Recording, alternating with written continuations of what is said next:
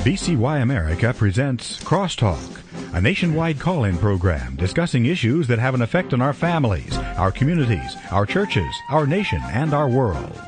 Crosstalk, an opportunity for you to voice your concerns for biblical principles. And now live by satellite and around the world on the internet at vcyamerica.org. Here is today's Crosstalk. Well, thank you, Mr. Morris. Good to have you with us on Crosstalk today, and we are going to be talking about something that's going to catch your ear. It is dealing with a topic called the Eco-Tyranny, and our guest is Brian Sussman.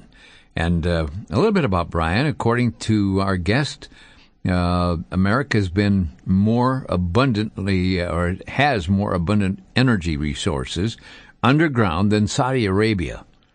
But for some strange reason, it isn't allowing us to access it, leaving America's energy dependent on nations that hate us. And at the same time, the elites cite the global warming, I think of Mr. Gore when I say that, to justify the most massive and damaging wealth restrictions or redistributions in the world. Here to discuss it is Brian Sussman, once a very popular award-winning television meteorologist. You know, these guys that tells you what the weather's going to be tomorrow. And he is going to be discussing a book that's just been released. In fact, I think it's released today by WorldNet Daily or WND Books, Eco-Tyranny, How the Left's Green Agenda Will Dismantle America. Brian is a born-again Christian joining us today. And Brian, what a privilege to have you with us. Vic, it's my honor. Thanks for having me on the program and allowing me to talk about this very important book, Eco-Tyranny.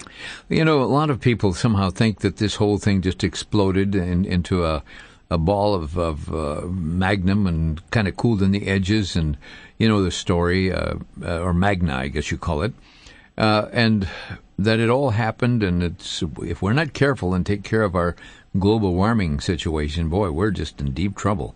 You know, they talk about the pollution or the carbon footprints, and every time, you know, you talk about the idling trucks, and they've put in filters now to keep the carbon footprint. Yet every time Mr. Obama fires up his 747, there are tons of carbon blowing all over the place. Yeah, it's really a ruse. You know, we all want clean air, we all want clean water. There's no question about that. And here in the United States of America, we've done an excellent job of cleaning up our skies and our water. So what they're trying to tell us is that's not enough. Now we have to monitor and regulate this new pollutant called carbon dioxide. It's pure folly. I mean, when the Lord made this beautiful atmosphere, he did so in just ingenious fashion, obviously. Carbon dioxide is a variable gas. That means it goes up, it goes down slightly, has all throughout time. Right now it's about 38 1,000ths of 1% of the atmosphere. Oh, it's necessary for life on Earth. 38 thousandths of 1%, that's all. But without it, we all die. I mean, we can't live without it. If there were more added to the atmosphere, well, back when the dinosaurs existed on this planet, and I think we all agree there were dinosaurs at one point in time, the carbon dioxide in the atmosphere then was likely, just based on proxy data, was likely 6 to 8 times, or maybe even 12 times what it is today. Now, you can't blame that on the SUV. No. So what was happening then, I don't know, but I just know that the variable gas, carbon dioxide, has always been with us and will always go up and will always go down. So the left has done something very clever here, Vic. They've taken something you can't touch, taste, see, or smell, and they've convinced people that it's a poison that needs to be regulated. And in doing so, they're able to regulate our lives. Now, this is all based on faulty science. And this is something that has been, of course, at the root of all my books, but it's at the center of this thing that I call eco-tyranny. Well, and isn't that a rather strong word? Define what you mean by that. Well, this country was based on life, liberty, and the pursuit of happiness. The founders of this country looked at governments that had gone before them and said, okay, what is the best plan of action? Let's create a small central government that will be very limited in its scope, that will protect life, liberty, and the pursuit of happiness, which they believed were rights given from God. So in other words, that's why there is the right to life. And I will vigilantly protect the right to life, even if that right to life is an unborn child. Amen. Liberty. This is freedom from government restraint, freedom from government tyranny. And then the pursuit of happiness. We always have to remember that really focuses on private property. This land was unique because it would allow an individual to own property. And, of course, property isn't just, the land under your feet and the roof over your head. The property is what's between your ears, what you think, what you believe, that's your own property. So that was the underpinnings of America. Well, the underpinnings of another ideology, socialism, penned by Karl Marx and Frederick Engels, believed that property was a joke. No one has the right to property. It's the state that gives you the right to any and all property, including what you think, what's between your ears. So this has been a battle going on for a long time. Karl Marx and Frederick Engels hated capitalism, hated free markets, hated liberty. They came up with a plan in 1883, and Vic, I talk about it in Eco-Tyranny on page 31, and it blows people's minds. In 1883, Karl Marx and Frederick Engels thought, okay, capitalism is bad. Capitalism produces pollution. If we can just convince the people that their pollution, capitalism's pollution, could change the weather, then we would really have them. Because, everyone realizes weather's scary. A hurricane, a tornado, a gale force wind, a blizzard, that's scary stuff. So Karl Marx, Frederick Engels, 1883, if we can convince them that their pollution is going to screw up the climate, then we'll have them. Then we'll have them move away from a capitalistic system. So this is what they did. They penned this in 1883. I happen to find it through my readings. They were the first people that predicted climate change because of pollution. And, Vic, what's interesting, the climate change that they predicted was global cooling. Oh, no. Oh, Mr. Gore, sorry about that. You have just been gored. Yes, and so, if the planet wasn't warming, they'd say, they can use that any way they want. The fact of the matter is, there has not been any temperature warming since 1994. That's a fact that even Al Gore can't deny. So now they say, well, there's climate change. First it was global cooling, now it's global warming, then it's climate change. It's just, they're always having to change this stuff because at the end of the day, if they can scare you with weather, they feel that they can scare you to your very core, and then they can tell you how you should live. Now, you call the environment movement a Trojan horse, an ongoing war to end America's status as a superpower. Do you really believe that there's a tie between the environmental movement and the U.S. being a superpower? Well, so much of the present-day global warming movement has been crafted by the United Nations. And I detail that at great length in my book just to show everyone that I'm not making this stuff up. Even terms, for example, if I could go back, what I find interesting, a disciple of Karl Marx is the guy who ends up coining the term ecology. That's pretty amazing in and of itself. But the United Nations came up with the term sustainable development. Well, you hear that everywhere now. Mm-hmm. I go to the grocery store. Okay, this fish is sustainable. This food is sustainable. Everything's sustainable development. That was a term coined by the United Nations. And really, at its core, it has to do with a redistribution of wealth. In other words, for example, here in California, we're about to enter into cap and trade, so all of our energy will be taxed. If you want to have a big house, if you want to drive an SUV, if you want to have a business that uses a lot of power, you will be taxed. That money from the tax or the fee will be used to fund government programs. That's exactly what the United Nations want. If you want to have a lavish lifestyle, you can, but you'll pay for it. We will take those extra costs and we will use those to fund government welfare programs. That really is sustainable development at its core. So much of this environmental movement is aimed at the United States, putting United States lifestyle, capitalism, free markets in the crosshairs. And again, this is where I get the tyrannical part of this. It's anti-liberty. It's pure tyranny. It's government control. It's government mandates. It's the nanny state, which, by the way, does not have room, not just for your personal lifestyle, but at its core, it doesn't have room for your God either, because if you believe that God gave you your rights, that means no one can take away those rights. Mm-hmm. Whereas the statist, the socialist, or the materialist, as Karl Marx liked to call himself, because he only believed in material, atoms and molecules, the materialist would say, no, your rights come from government, and government can take away what it gives.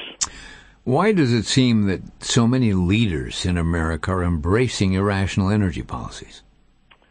Well, I think at the heart of all of this, it comes down to the fact that there are people in this country who don't want any natural resource to be sold for a profit. Now, this whole idea came from Karl Marx and Friedrich Engels. They believed that natural resources should not be used for profit.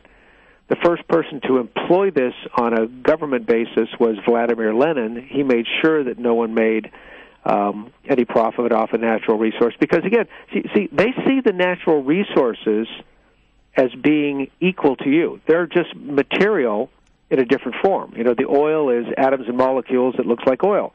The tree is atoms and molecules that looks like a tree. You're just a different arrangement of atoms and molecules. You look like a human, and you're no better than any of them. In fact, from their point of view, Vic, you may be worse than all of them because you have the ability to use them and destroy them. So that's how they kind of see it. So Karl Marx, Friedrich Engels came up with this idea. Vladimir Lenin is the first to employ it. I know that people will probably misquote me when I say this, but Adolf Hitler believed the exact same thing. Well, here we are all these years later. We're doing exactly what these tyrants were doing here in this country with our land policies, with our natural resources policies. The federal government of the United States of America was never supposed to be in the land business, as I detailed in Eco-Tyranny. I really go through the history of private property.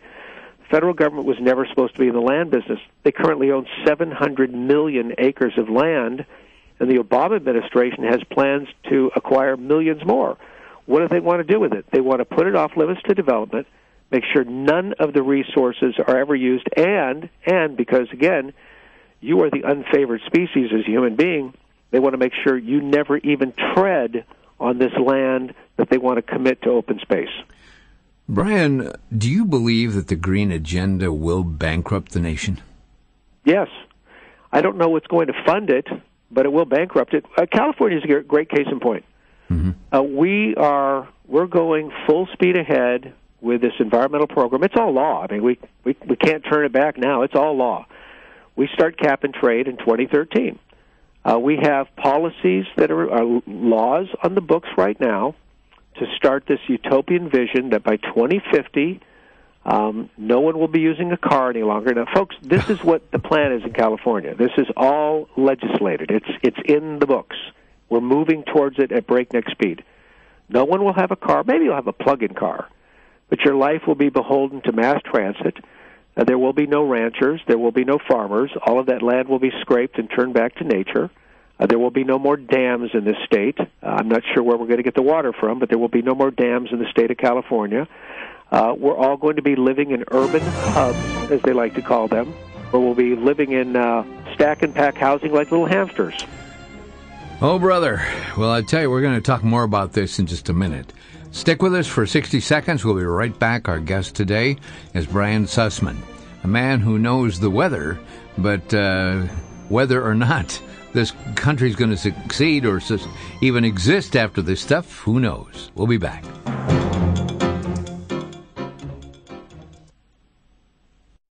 Back to Genesis with Dr. John Morris, scientist and seminar speaker at the Institute for Creation Research. Dr. Morris, has man always walked upright? Chris, evolution says that man evolved from stooped-over apes walking on their knuckles. In fact, they say that the reason people have back trouble is because we evolved from four-legged creatures with a more horizontal spine. As with many evolutionary arguments, this one is truly silly. The human spine is just right for walking upright. The S-curve distributes the weight and makes it possible to stand upright. A perfectly straight backbone would not work. Research has shown that humans walking with a stooped-over posture is so inefficient that it could never have been selected by natural selection. It would never have evolved. The fact is, we were designed to walk upright. God created us in His image just that way, back in Genesis. To discover more facts that support your faith, visit us on the web at www.icr.org. That's www.icr.org.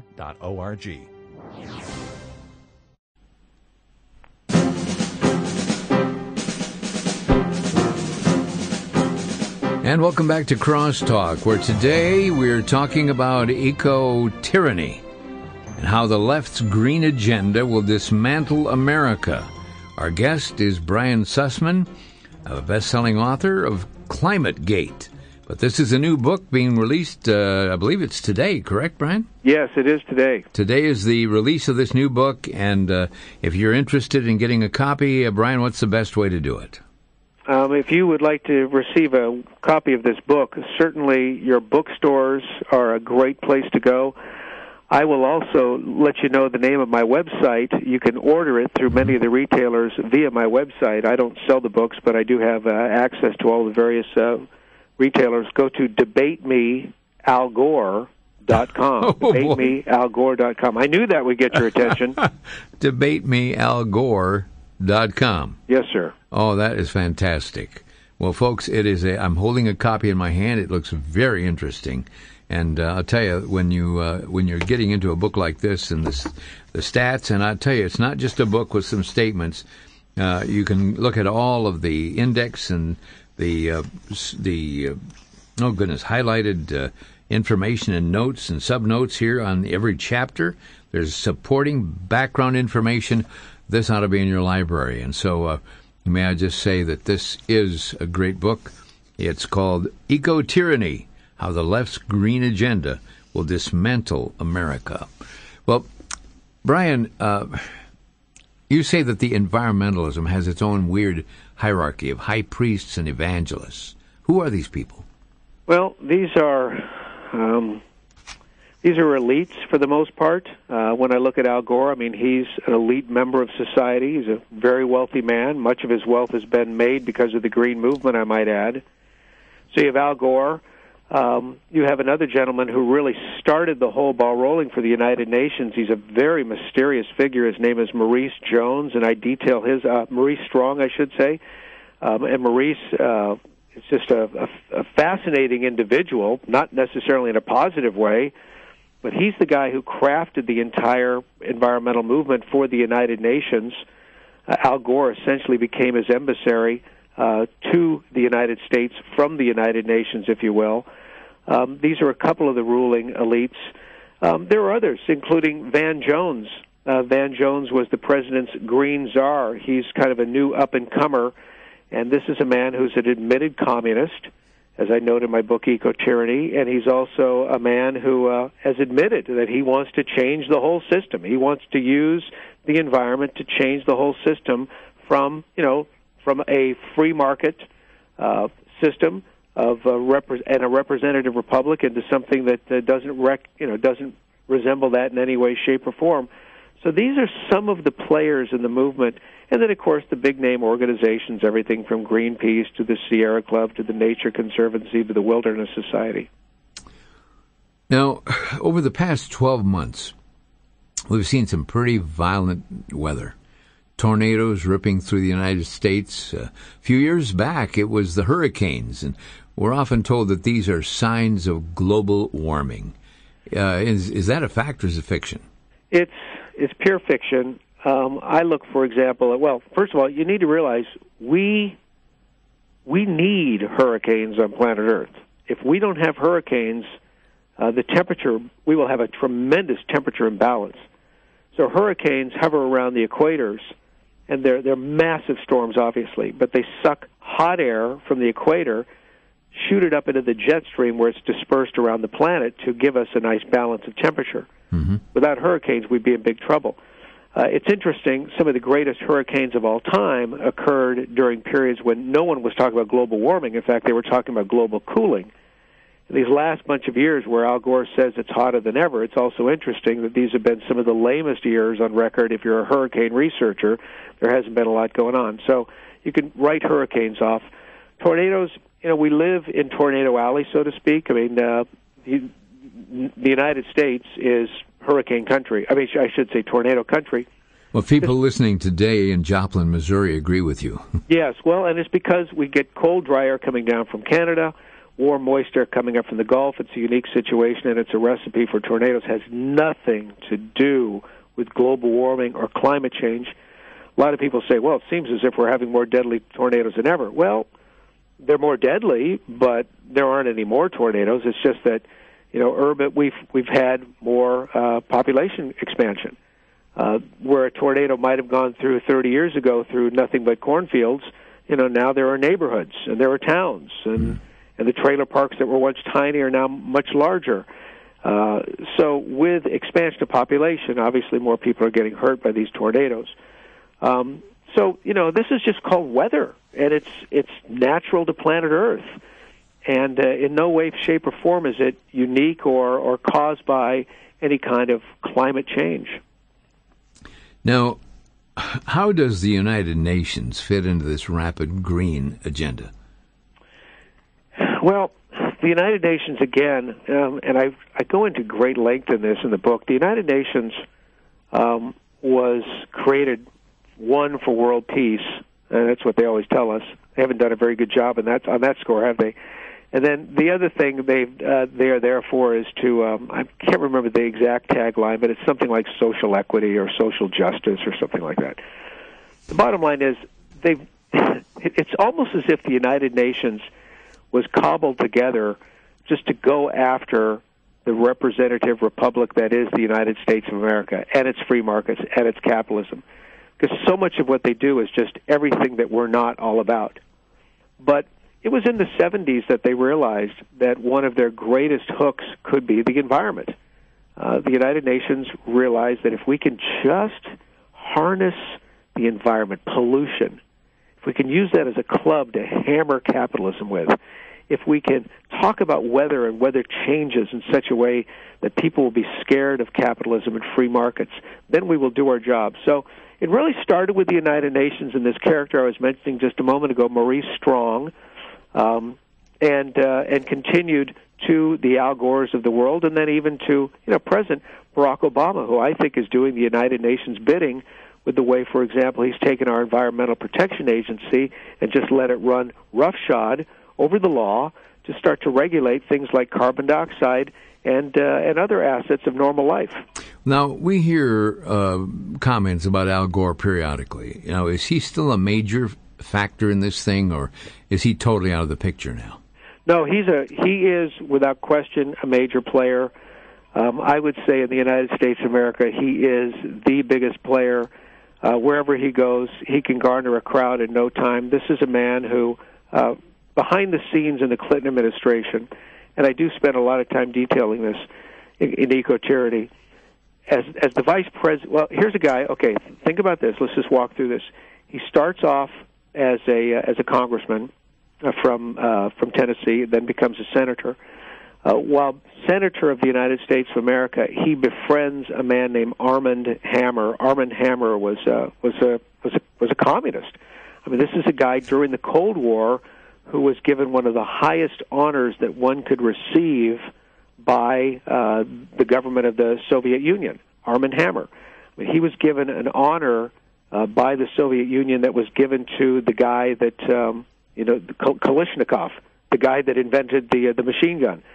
So he was a hero of the Soviet Union. He befriends Al Gore and even brings Al Gore over to the Soviet Union in 1989 when the Cold War is on to deliver an anti-nuclear bomb speech in Moscow. I mean, how Al Gore was even able to get over there is beyond me, but these are the kind of people he's been associated with. So somewhere along the line, Al Gore decides that, he's going to make global warming his thing. He writes a book called Earth in the Balance. It's released. He becomes a huge rock star in this new global warming movement. Soon he's the esteemed young dashing senator from Tennessee who's a rock star amongst the hippie crowd, a rock star amongst the UN crowd, a rock star amongst the countercultures. He becomes President Clinton's vice president. As vice president, he's immediately put behind the scenes to start working on some of the United Nations pet projects like sustainability. Al Gore chairs the President's Council on Sustainable Development, and while he's chairing the President's Council on Sustainable Development, he makes it the official policy of the United States of America that global warming will never be debated at the federal level. Okay, now that's garbage. In the world of science, we have to debate these issues. The whole idea is you come up with a theory and you test the theory. And if there are any holes in the theory, you throw it out. Al Gore said, nope, when it comes to global warming, not going to do that. It's the official policy of the United States of America that we will not debate this. Okay, well, there you go, folks.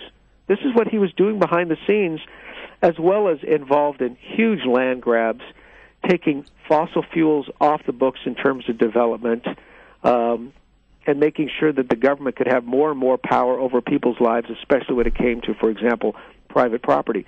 These were all goals of the United Nations that he was carrying out behind the scenes as Vice President of the United States of America.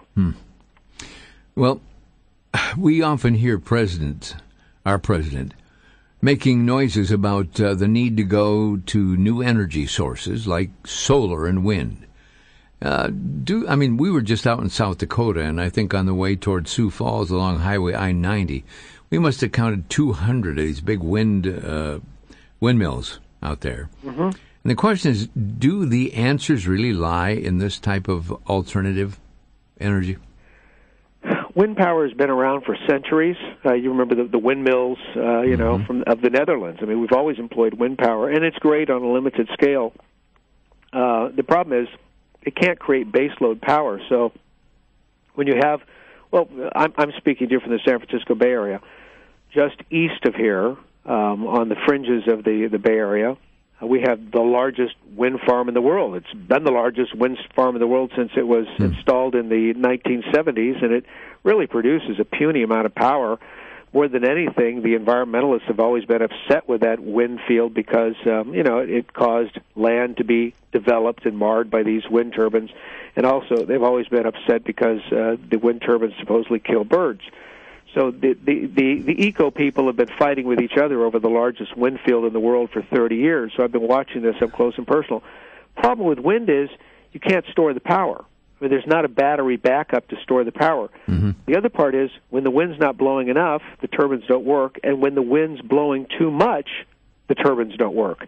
So they're highly inefficient and highly unpredictable. You can't count on them. Therefore, if you're going to use wind power, you always have to have some kind of permanent backup system, and in this particular case, it's natural gas. Natural gas has to be running at all times in order to make sure that those wind fields are able to operate. So the wind fields can't operate without some kind of fossil fuel backup. That's just a fact. Therefore, they're really not viable for big-time operation. The other thing is solar. When you read Eco-Tyranny, at the end of by the time you read the book, you'll know how to put together a solar power. You'll know how to build a solar panel. You'll know how to build a nuclear power plant. You'll know how to build a dam. I mean, I teach you how to do all these things because I'm trying to show you how efficient or inefficient they are. Photovoltaic solar was invented by Albert Einstein. I mean, it's a pretty neat idea. Mm-hmm. The problem is, it's not ready for prime time, because these panels are very inefficient. So we're erecting all these solar farms all over the United States. What's just an absolute joke, they're being erected. Well, 5 years from now, they're going to have to be torn down, and you'll have new solar panels ready to install because the old ones will be inefficient and out of date, kind of like that laptop computer you have. 5 years from now, it's worthless. And thus, that's going to be an improvement to the economy, right? Because then we'll have to hire a bunch of people to make that. Is exactly part of the Green Jobs program. You hit it. We're going to come right back in 60 seconds. If you'd like to join us, we're going to open our phone lines. Maybe you have questions of our guest or statements. 800-733-9829. From the frontiers of scientific discovery, researchers are now taking design elements from the natural world and creating extraordinary breakthroughs that benefit our health, our quality of life, our ability to communicate, and even help us work more efficiently. Many of these are documented in the book Discovery of Design. In this book, you'll learn how things like batteries, human organ repair, micro-lenses, and even credit card security all have links to natural designs. You'll learn how innovations like solar panels in space use technology from beech tree leaves, how the study of the leg bone led to the building of the Eiffel Tower, how the study of the timber beetle helped to improve the use of chainsaws. Over 75 such illustrations are given. It's a fantastic journey into the intersection of science and God's blueprints for life. Discovery of Design is available for a donation of $16 or more to VCY America by calling 1-800-729-9829. That's 1-800-729-9829.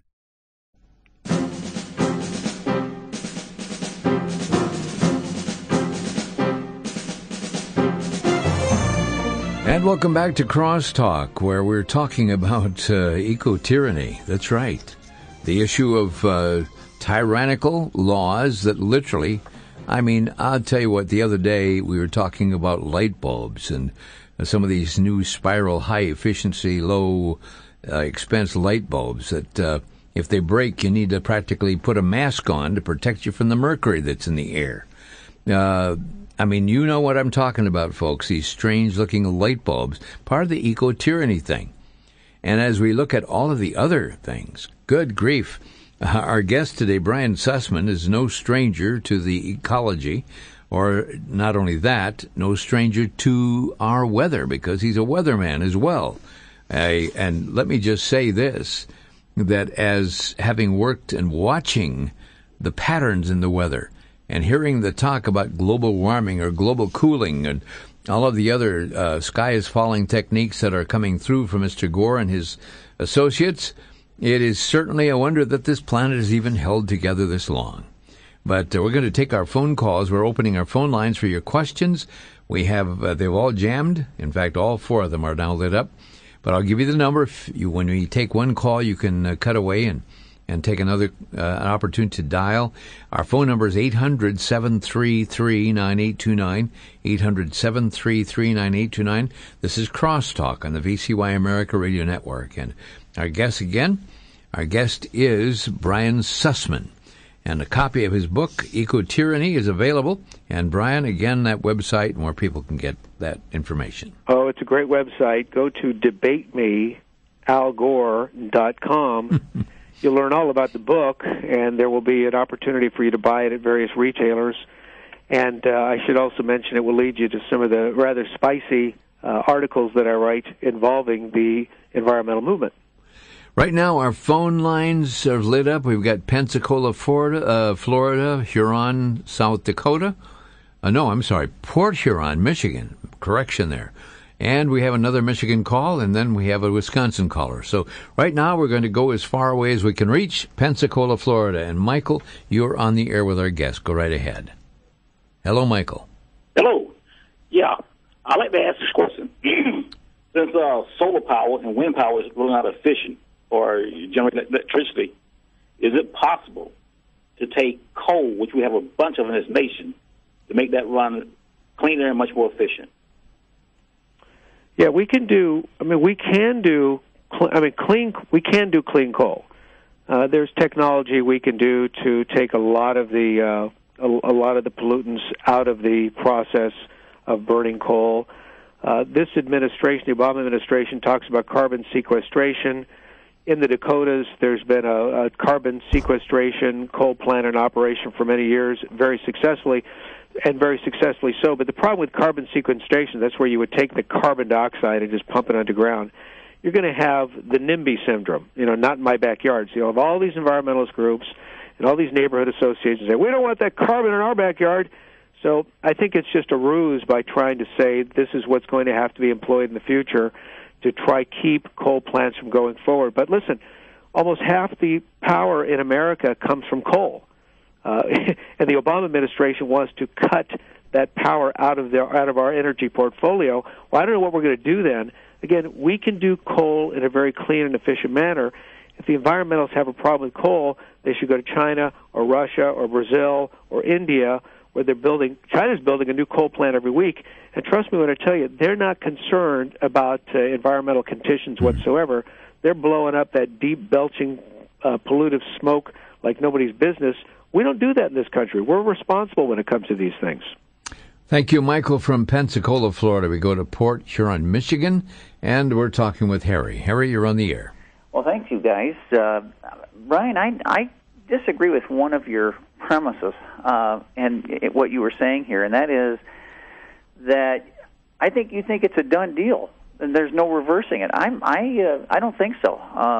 Have you thought about running out there for governor or doing something? I mean, it's nice to write all these things that you're writing, but I think you can do even more things politically out there in California. It's not a done deal. Well, and listen, I appreciate that. The reason why I wrote the book was because I don't believe it's a done deal for America. But here in the state of California, I have to explain the situation to you. First of all, were run top to bottom by Democrats. There's no getting by not just Democrats. It's an understatement, by extremely liberal Democrats, and it's to the point now where they've even re-rigged the voting system in this state. So, if generally speaking, if a Republican's running against a Democrat in the primary, the top vote getter as a Republican, the top vote getter in the Democrat then goes to the big dance.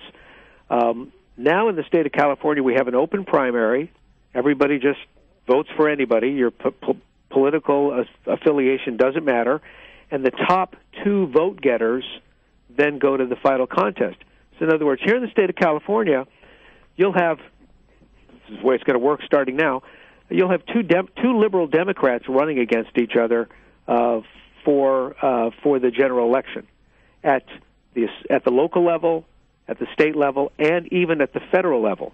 So Republicans have been, and conservatives especially, have completely been marginalized from the system out here in California. I think the only way this state's very important to the United States of America. We're the biggest agricultural state in the United States. We feed lots of people. We are an oil-producing state. People forget that as well. It's not just about tourism in the state of California. So, we're a very important state. I think we're going to have to take an absolute faceplant, financially just be in ruins before people finally wake up in this state and say, okay, these crazy, liberal, utopian policies have not worked. We need to start over again. Sadly, it's going to be very painful. I've lived here the bulk of my life. I've watched the state just go to pieces, and it's very, very troubling. We're going to East Troy, Wisconsin, and talk with William. William, you're on the air with our guest today, Brian Sussman. Yeah, thank you, Brian. Hey, I was going to say, I don't think there's a energy crisis if we could develop some sort of a wind turbine electric generator to put on, like Al Gore's in front of his mouth and the current president. We could collect a lot of energy that way. And maybe if there is a problem with global warming, it's because of all the pollution they're spewing. But on a serious note, and yes, they do have some agendas. It's obvious that they are trying to promote agendas that don't help America to grow economically. But could you explain, I heard that when Mount St. Helens erupted, that the pollution that it belched out through that volcanic eruption, it would take like 10,000 years of our current fossil fuel using vehicles to do any damage compared to what happened on that one day back in 1980. Yeah, I didn't catch the last part of his question, Vic. Could you run that by us again there, William? Go ahead. Yeah, thank you. I was saying that back in 1980 when Mount St. Helens erupted, yes, that it was only like a minuscule, what we do with our current fossil fuel vehicles and semis and things, that it's very minor compared to what happened there. It would take like 10,000 years. Can you explain that? Yes, that's an excellent point. People are so quick to point a finger at humankind's use of fossil fuels and various aerosols and things that might alter the climate theoretically. But again, if you're really concerned about greenhouse gases, don't look to human beings. Why don't you start first with termites? Because termites produce more methane than you could ever imagine, and methane is 21 times more potent in terms of a greenhouse gas than carbon dioxide. So let's call in the exterminator and get rid of all the termites for starters, because they produce the largest amount of greenhouse gas. Then, okay, like the caller just said, let's cap every volcano, because, man, when a volcano spews, you've got CO2, you've got methane, you've got chlorine, you've got a variety of greenhouse gases spewing into the atmosphere. It's just amazing to me how humans are the problem. But see, Vic, this goes back to what I was saying, and that's why I call it eco-tyranny, how the left's green agenda will dismantle America. Let's go to some of the original leftist thinkers. Let's go to Karl Marx and Friedrich Engels. These are guys who believed that mankind was the problem. They and their disciples, all who became radical ecologists, they believed that, in fact, one of their quotes was that humans were the insurgent son of nature. The insurgent son of nature. Now, see, that's antithetical to the way God looks at the world. God looks at this world and says, the humans, they're created in my image. I love them. Mm-hmm. I want them to live eternally. I love them so much. Karl Marx and Frederick Engels said, "To be damned, you humans. You're the insurgent son of nature." Now, that's completely opposite of God's plan. All right, we're going to go to Gene, who is in Michigan. And, Gene, you're on the air. Hello, Gene. For taking my call. Okay. I know, like, when I was a young boy, I lived by a roundhouse, and they had a lot of steam trains and that, and, you know, the pollution was worse then than what it is now. And then we used to walk in that, and then everybody burned, you know, wood and coal most generally, and maybe a little bit of oil, but very little natural gas. And, boy, you go to town for coffee while you end up with a sore throat. I mean, the air was really bad them days. Now when I walk 3 miles a day, and I'm 69 years old, and I don't end up with sore throats or anything anymore. So the air is better now. That's what my thinking is. And another thing is, too, when they talk about pollution in the lakes, they say every year, I want to ask Brian this question, because I've heard it, and I heard from other people about this, that the lake will turn over every year and purify itself. Is that correct, Brian? Yeah, that's a great one. It's called, well, everyone knows, you know, you go back to your grade school, junior high science, you remember the water cycle. We were all told how that works, and it works every time it's employed. You have all of the water in the ponds and the streams and the oceans that evaporates and goes up into the sky and then condenses and then comes down in the form of precipitation. That's the water cycle. It just goes on forever. That's correct. And we have a finite supply of water on planet Earth, but at the same time, an unlimited supply of water on planet Earth. It's the same thing with the carbon cycle. It just takes a longer period of time. Carbon is in everything. I mean, I'm exhaling it right now. Carbon is in rocks. Carbon's in the shells of the bottom of the sea. And as it dissolves, or evaporates, if you will, it just goes through various processes where it's recycling. So there's a finite amount of carbon in and around planet Earth, but at the same time, a limitless supply. So it's not as if we're really going to be creating any more. It's always been a variable gas. It just takes longer. It's like I always like to say, these same environmentalists don't want us to cut down the forests. You know, trees are just like corn. They just take longer to grow. We're going to move right along to Steve, who's standing by in Florida. And, Steve, you're on the air. Go right ahead. Thank you. Government entities have been spraying this nation since 1994 with chemtrails containing aluminum, strontium, and barium. Has your guest watched, and it's on YouTube, it's called What in the World Are They Spraying? Yes, I'm very familiar with that, and I know a lot of people are familiar with that. Because I'm the type of person that, you know, I'm an expert. Whatever I talk about, I'm an expert. I'm an expert on weather. I'm an expert on these environmental issues that I bring forth in Eco-Tyranny. I would even say that I've become an expert in Marxism because I've spent so much time reading about it. I'm not prepared to speak about the chemtrail issue until I become an expert, and I appreciate your call, caller, but I'm just not there yet. Thank you, Steve. We're going to go to Mason in Mauston, Wisconsin. Mason, you're on. Whoa. Hang in there, Mason. We're going to take a break and be right back as we come back. This is Crosstalk on VCY America. The topic, Eco-Tyranny. In fact, it's a book, How the Left's Green Agenda Will Dismantle America. Stick with us and you'll find out how you can get a copy.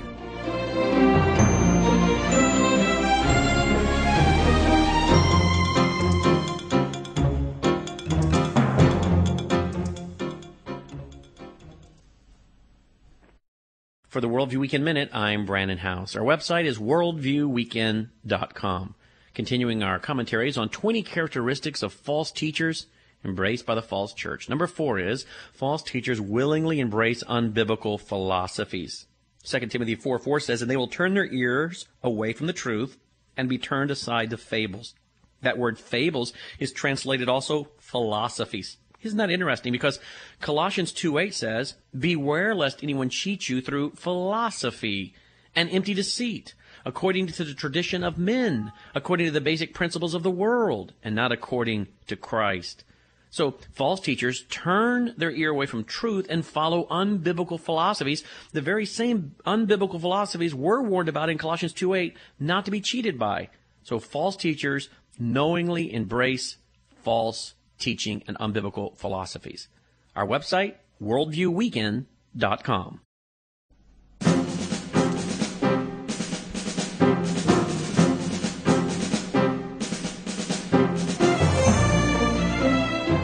And welcome back to Crosstalk, where we're coming down the home stretch here with our last quarter hour.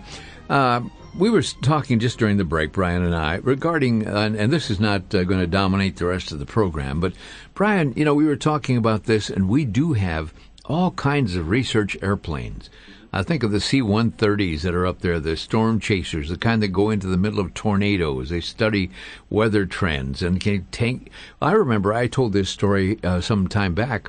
Some years ago, I was flying my 182 Cessna back through Chicago, and I had a choice of either going around by Aurora and coming up at a low altitude or coming up the lakefront. Well, the lakefront's a nice place. You got good visibility, and so I chose 2,500 feet, and the flight center was guiding me up the lakeshore. But as I came in over Gary, I noticed this kind of a brown haze in the air, and as I landed in Milwaukee at Mitchell Field, I got out of the plane and I noticed both of the struts seemed to have kind of a brown toning on the, and so I took my finger and drew it across one of the struts and it left a big white streak.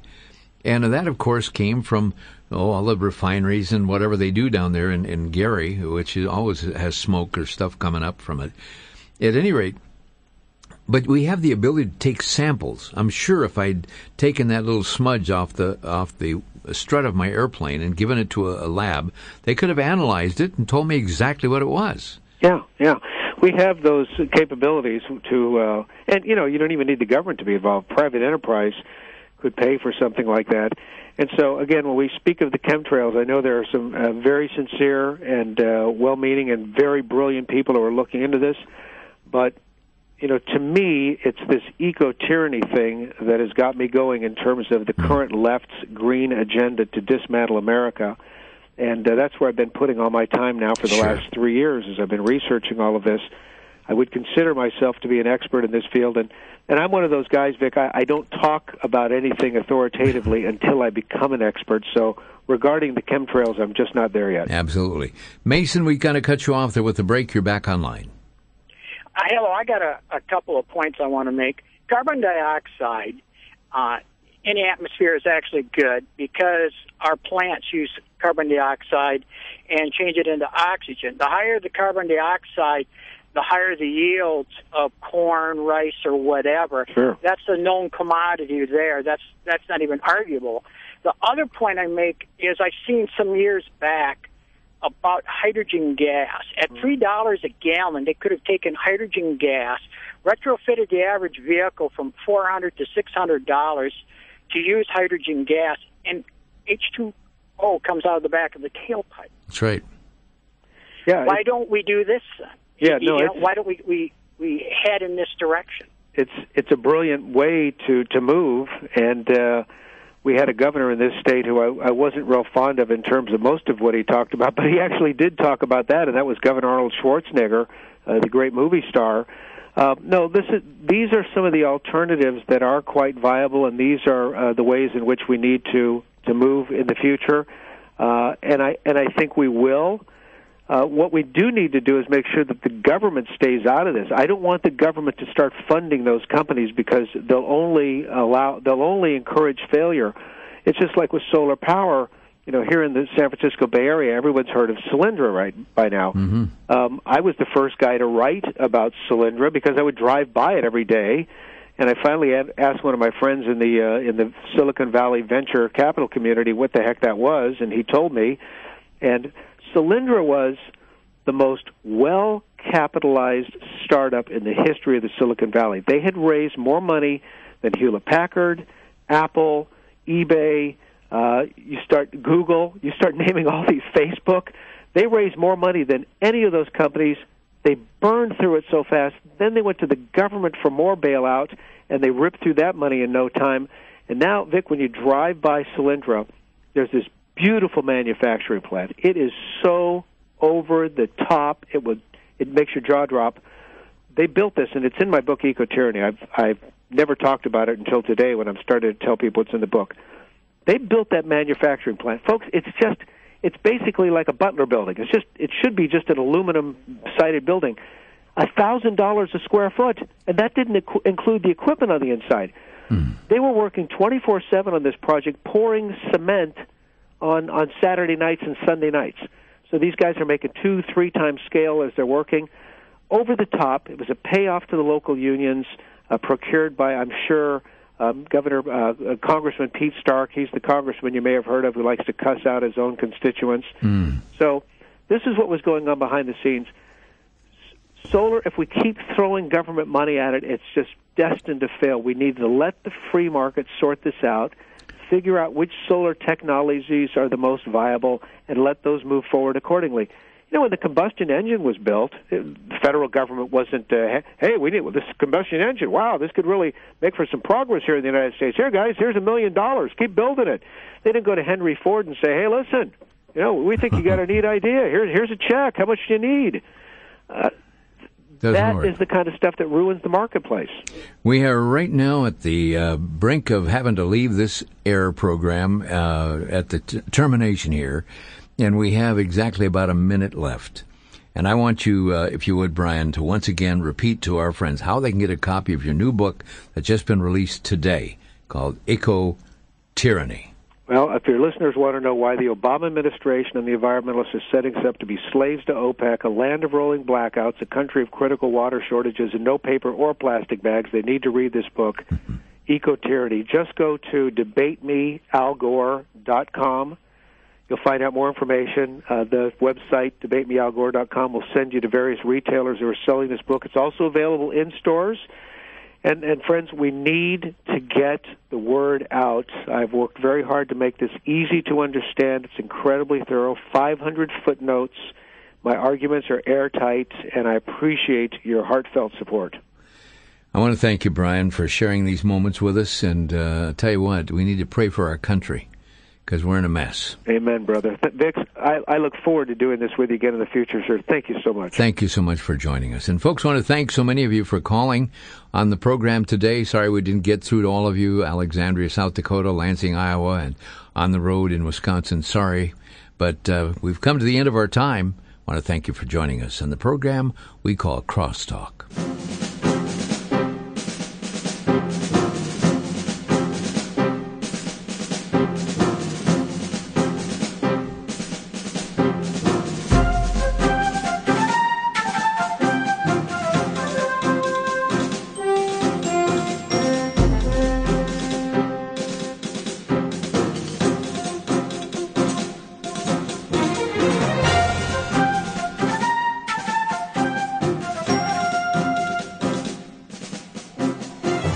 Listening to Crosstalk via satellite and the internet from VCY America. Views expressed may or may not be those of this station.